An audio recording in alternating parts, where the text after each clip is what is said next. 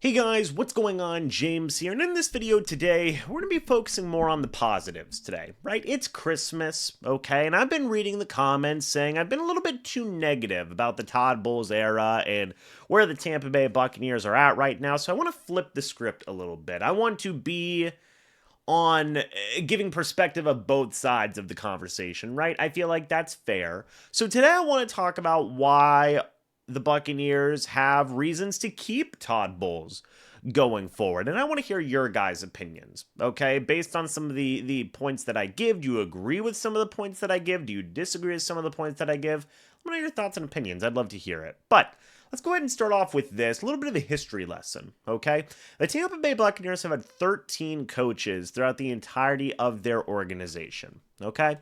Todd Bowles actually ranks 5th in terms of total wins by a head coach in Buccaneers history at only 49 games. In terms of overall games coached, Bowles is in the middle of the pack. There are 6 coaches that have coached as many or more games than Todd Bowles. Bruce Arians and Todd Bowles are both at 49 games as of the recording of this video. So in terms of games coached, Bowles is at 7th, but in terms of wins, he's actually at 5th with 25 total regular season wins under his belt. That's more than Sam Weish. That's more than Ray Perkins, Dirk Cutter, Raheem Morris, Greg Schiano, Lovie Smith, Lehman Bennett, and Richard Williamson. The only 4 coaches above Todd Bowles in terms of wins as a head coach for this organization are Bruce Arians at 31, John McKay at 44, Tony Dungy at 54, and John Gruden at 57. Todd Bowles is at 25.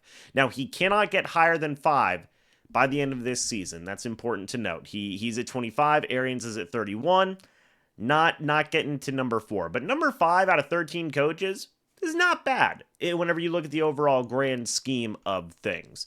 Also, in terms of playoffs, Todd Bowles is the 5th coach in the team's history to take them to the playoffs. The other 4 coaches are the other 4 that are above him in terms of win totals. Again, Dungy brought them to 6 playoff games. Arians brought them to 6 playoff games. Gruden to 5. John McKay to 4. And Todd Bowles to 3. And if the Buccaneers make the playoffs this year and at least play in the wild card round, he'll be tied with John McKay for 4 playoff games. So 4th most playoff games coached by a head coach in Tampa Bay Buccaneers history. Todd Bowles will be tied with John McKay at that point.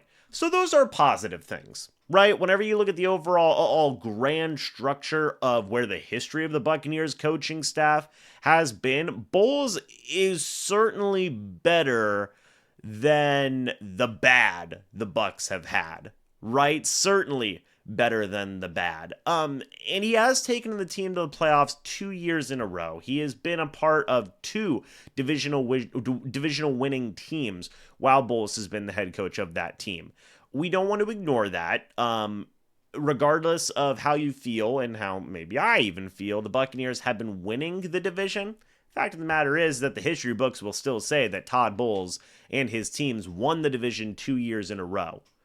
That's pretty good, in my opinion. Dungy won the division multiple times. Arians, I believe, did he win it? He won it once? I think he won it once. So Todd Bowles has won the division more than Bruce Arians.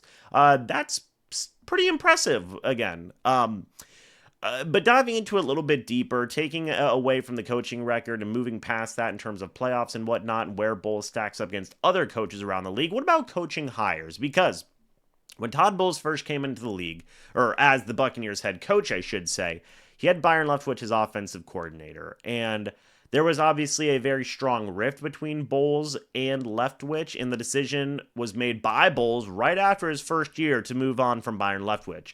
Good move, in my opinion, because Byron Leftwich was, quite frankly, awful. Bowles knew what he wanted out of this offense. He wanted them to run the ball more. He wanted more balance on offense, and he made a hire in Dave Canales last year. Now, a lot of people liked Dave Canales, myself included. That was a good hire by Bowles. And Canales coached up Baker Mayfield, coached up this offense to do some really good things, helped them and Bowles' team get into the playoffs and even win a playoff game and get very close to making it to the NFC Championship game.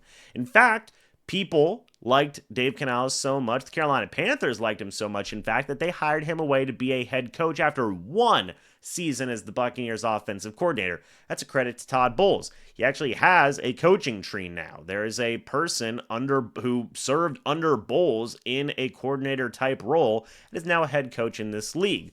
Credit to Todd Bowles. He got Dave Canales had a part in getting Dave Canales a head coaching job because he made that hire. He didn't have to hire Dave Canales, but he did. Ended up being a good hire and eventually resulted in Canales getting a head coaching job. Now this year, he made a great hire in Liam Cohen as the offensive coordinator, who I believe is better than Dave Canales, who I even go as far as to say should be the head coach next of this football team. Who hired Liam Cohen? Well, it was Todd Bowles. It was.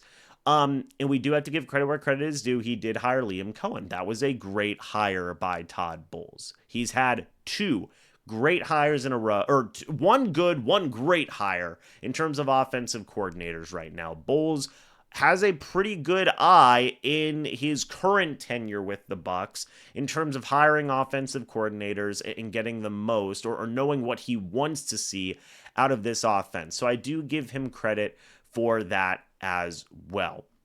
Again, we talked about 2022 winning the division. We talked about 2023 winning the division. Regardless of how you feel, the divisions have been won by Todd Bowles, and they are in a position to potentially win the division again this year and make it to the playoffs for a third year in a row, I would say at minimum, right? Even if they don't win the division, there would still even be an outside chance that they can make the playoffs again. And 3 straight playoff berths is pretty darn good. But I do know what people are going to say, and again, I talked about it. Inconsistency has been such a big issue this year. And let's talk about the injuries, right? Because I have been saying a lot, when do injuries stop becoming a reason and become an excuse? But injuries have been a big concern for the Buccaneers this year, and we can't ignore that, okay? I mean, for goodness sake, Servassier Dennis was placed on the injured reserve after week 4 and missed the entire season. That's your third linebacker. So you have him missing 3, 6, and 9, 10, 11 games so far this year. Servassier Dennis, he's going to miss 13 whenever everything is said and done. You keep on going down the list. Mike Edwards has missed 3, or I guess he should. Mike Edwards was brought in basically after he got released by the Buffalo Bills, then the Tennessee Titans, and he has missed 2 games this year later in the season due to a hamstring injury. Let's keep on going down the list. Chris Godwin. Now, that's an offensive injury, so let's focus more on the defensive side because there's been a lot of concern about the defense not performing well, and that being Todd Bowles' side of the ball. Important one to note, Bryce Hall. Remember him. He was going to be a pretty key role player for the Buccaneers in terms of the cornerback position. He got placed on the IR after week 1. He has missed every single game this year. He's missed 14 games this year by the recording of this video. Josh Hayes has missed 2 games this year. Another backup cornerback for the Bucs. Troy Hill, another guy the Buccaneers brought in off the street, is going to miss 5 games whenever everything is said and done. Actually, I should take it a step further. He's basically missed 6 games whenever everything has been said and done. So another backup cornerback. Kalijah Kancey missed 5 games to start off the year. Keep on going down the list. You have, hold on just a moment, folks. There's a lot of injuries here. Greg Gaines missed 2 games for the Bucs on the defensive side of the ball. Jamel Dean missed, 4 games this year with injury, a starting cornerback. Keep on going down the list. J.J. Russell missed a game or 2. Another backup linebacker. Keep on going down the list. Tyke Smith has missed at least 3 games this year. He was questionable for 3 other games as well. Starting nickel cornerback has missed a lot of time this year. Keep on going down the list. Joe Trine-Shawinka has missed 2 games this year. Starting outside edge rushing linebacker Marquise Watts, a backup outside edge rushing linebacker, has missed 9 games this year. 10 if you include the Dallas game. He's going to miss 2 more. 12 games this year. He was a backup edge rusher for the Bucs. Jordan Whitehead has so far missed 4 games this year with a pectoral injury. He was a starting safety for you. Antoine Winfield Jr. has missed 6 total games this year. He was a starting safety for you. KJ Britt, a starting linebacker this year, has missed 3 games this year due to injury. So they've had a lot of injuries. Okay, they have. You've had your second linebacker miss games. You've had your number one cornerback miss games. Or I guess I should say your number two. Zyon McCollum's really your number one. But you've had KJ Britt miss multiple games. Jamel Dean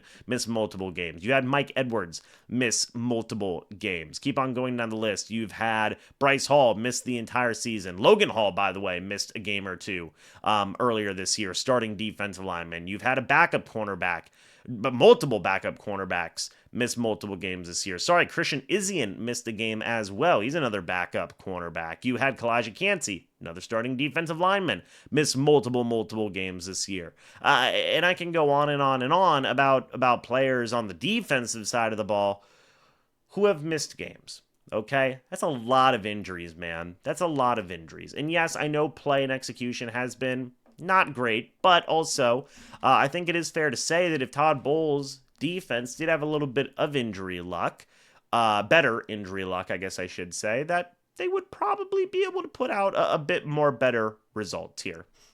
Another thing that is worth considering here is that, well, and I do tend to agree with this, if the Buccaneers did have a genuine pass rusher and a genuine decent inside linebacker next to Levante David, I do believe that this defense would be better. Quite frankly, folks, the combination of KJ Britt, JJ Russell, V Jones, it hasn't been working that much this year. And maybe if Servassier Dennis was healthy, things would look a whole heck of a lot different in this defense, but that's not the case right now. If the Buccaneers had a pass rusher that was, let's not even say Shaq Barrett in his prime at 19.5 sacks, but maybe a guy that could get you 8.5, 9 sacks in a season, I think this defense looks a whole heck of a lot better as well. So there are certainly improvements to be made on this roster that could help out Todd Bowles' defense, right? It's not just a matter of, well, come on now, this team is just uber talented and it is being blown. There are reasons to give in terms of the roster of the defensive side of the ball to say things could certainly improve to help out Todd Bowles and give his defense a better chance to win football games. To boil it all down, folks, it's this. Historically, Bowles is one of the more successful coaches in Buccaneers history whenever you look at the entire grand scheme of things, okay? He has taken this team, he has been the head coach of this team when they have gone to the playoffs 2 years in a row. He might make it a third year in a row. That is impressive. That is impressive whenever you look at it on paper. This year, he has had a lot of injuries to deal with. This year, he's had, quite frankly, just not a full cupboard to deal with in terms of talented players at the right positions, so to speak. In terms of an outside edge rushing linebacker, in terms of a middle linebacker. And there are positives, and I wanted to highlight those in today's video today. What do you guys think about my points? Let me know your thoughts and opinions about it down in the comments section below. I'd love to hear it. Thank you guys so much for watching this video. Hope you all enjoyed. Merry Christmas to everybody as well. Hope you guys have a great holiday. And as always, guys, I'll see you all in the next video or the next live stream. But until then, and as always, guys, goodbye for now, and go Bucs.